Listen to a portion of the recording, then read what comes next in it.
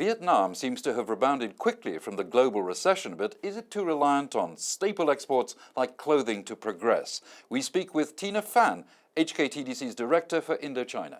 Tina, Vietnam seems to have rebounded strongly where it comes to the global recession, but to what extent are there still problems for exports to the United States and more particularly for Western Europe? Well, definitely, as you know, as the financial crisis coming from the US and then it's spreading out to Asia, Vietnam seems to a little bit escape from that recession, but still they have some effects, certain effects. And definitely I have to say, according to the WTO, the figure from the WTO, the global trade fell by 12% or a little bit rather than that. And of course, Vietnam is not excluded. Vietnam's very much rely on the export because export is one of the key income or earnings for Vietnam, right? And definitely in last year, the export revenues of Vietnam is dropped like 10%. I don't really remember the figure, but around like 50, they reached at the 59 billion US compared to the previous year. Vietnam is really a center for clothing and textile exports, but to what extent do you think that Hong Kong exporters would use Vietnam as an alternative to the Chinese mainland where prices are much higher? Well, definitely Vietnam I believe Vietnam still as one of the alternative production base for the Hong Kong who's interested in Vietnam or who can like split out from China, because as you know, Vietnam we have a big sizable young population that is really a vital labor force for the Hong Kong manufacturer.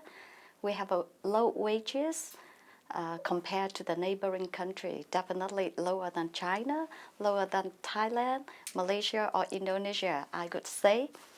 And the other costs, the other investment related costs like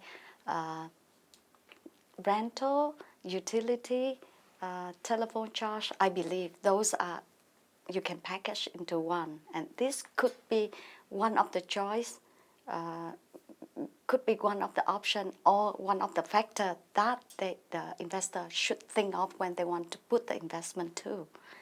And another factor that I believe that is a quite important factor, that is a rising domestic consumption in Vietnam. That should be, they should consider. So what's the sort of strategy you see with Hong Kong companies? Do you see them entering joint ventures with Vietnamese counterparts or indeed trying to go it alone? Wow, that is really difficult question, but I think they should join with the local company to do something. If they cannot, because most of the Hong Kong company are SME, I believe. So if SME, they could not go like the big promotion, like a big bang promotion to let everybody knows here we are. And definitely they have to join hand with the local company to make it, to facilitate their entrance, to the entry better than the other.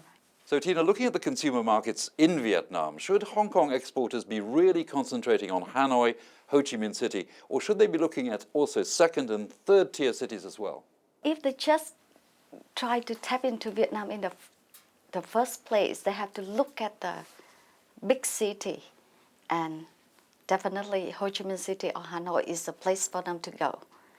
But once they settle in those cities, then they can go for the second tier city. Should one go as far as saying that Hong Kong brands have a competitive edge in Vietnam or not? I have to say that the Vietnamese consumer, they first of their choice, they prefer to go for the Japanese, Korean, maybe Singapore brand for the electronic appliance or electrical appliance. That is their first choice.